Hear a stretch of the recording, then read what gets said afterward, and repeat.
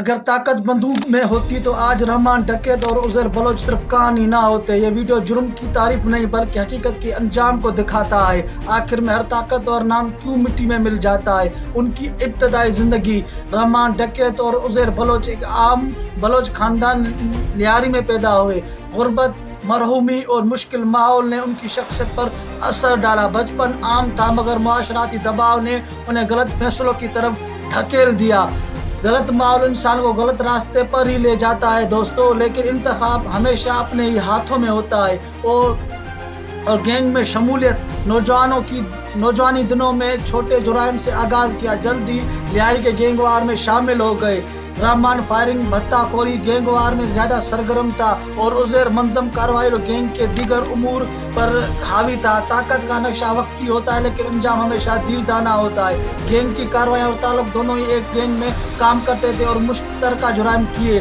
عوام میں خوف اور شہرت پائی۔ کچھ لوگ اور گینگ وار کا ماحول بیان کرتے تھے۔ جو شخص خوف پیدا کر کے نام بنایا وہ ہمیشہ نقصان کے قریب ہی ہوتا ہے۔ اور پھر ہوا بھی ایسا، 2009 میں ڈیفنس علاقے میں چھاپا، پولیس کو اطلاع ملی تو وہاں وہ روپوش ہے۔ چھاپے کے دوران مقابلہ ہوا اور رحمان ڈیس مختلف بیانیے لیکن انجام سب کے سامنے ہے۔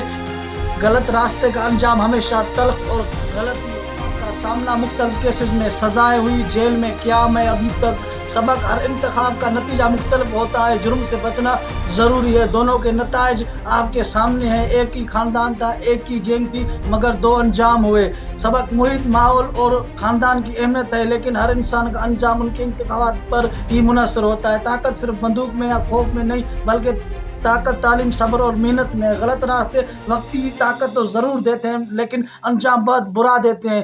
اصلی طاقت وہ نہیں جس سے لوگ بھروسہ کریں کہ ڈرے۔ رحمان ڈکیت اور عزیر بلوچ کی کہانی بھی ہمیں یہی بتاتی ہے، ایک ہی ماحول، ایک ہی خاندان، ایک ہی گینگ مگر ہر شخص کا انجام اس کے فیصلوں پر ہی منحصر تھا۔ یاد رکھیں، صحیح راستہ اختیار کریں تاکہ آپ بھی اسی کہانی سے سبق لیں اور آپ بھی اپنے خاندان کی نام روشن